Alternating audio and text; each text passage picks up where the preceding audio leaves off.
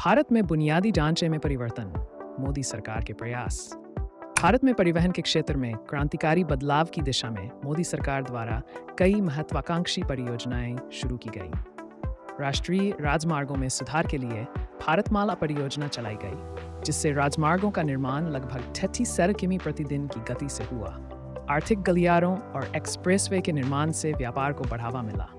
स्वर्णिम चतुर्भुज का विस्तार और रेलवे में बुलेट ट्रेन परियोजना जैसे प्रमुख कदम यात्री अनुभव को आधुनिक बना रहे हैं। वंदे भारत एक्सप्रेस ट्रेनों, स्टेशनों के आधुनिकीकरण और माल डिलीवरी के लिए समर्पित गलियारों ने रेलवे को नया दृष्टिकोण दिया है। दर्जनों शहरों में मेट्रो रेल के विस्तार से नागरिक जीवन सुगम हुआ है। उड़ान योजना, जिसमें छोटे शहरों और ग्रामीण क्षेत्रों को हवाई नेटवर्क से जोड़ा गया, ने क्षेत्रीय कनेक्टिविटी में सुधार किया। भारत में टियर 2 और टियर 3 शहरों में नए हवाई अड्डों का निर्माण और एयर इंडिया का निजीकरण मौजूदा हवाई अड्डों के आधुनिकीकरण के साथ भारत के विमानन क्षेत्र में नया आयाम जोड़ रहा है।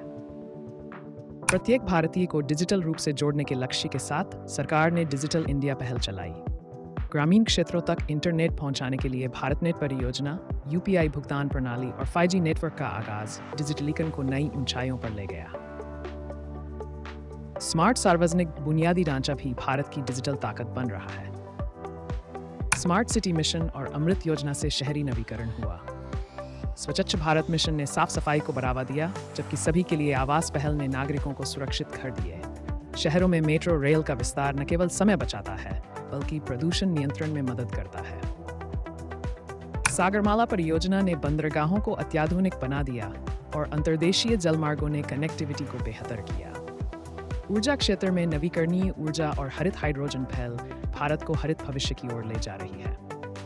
ग्रामीण क्षेत्रों में पीएम ग्राम सड़क योजना, विद्युतीकरण, जल आपूर्ति और आवास योजनाएं सुदूर क्षेत्रों को सशक्त बना रही हैं। भंडारण सुविधाओं ने कृषि और ग्रामीण विकास को एक नई दिशा दी। ये परियोजनाएं भारत को एक आत्मनिर्भर और प्रगतिशील राष्ट्र बनाने में अहम भूमिका निभा रही हैं।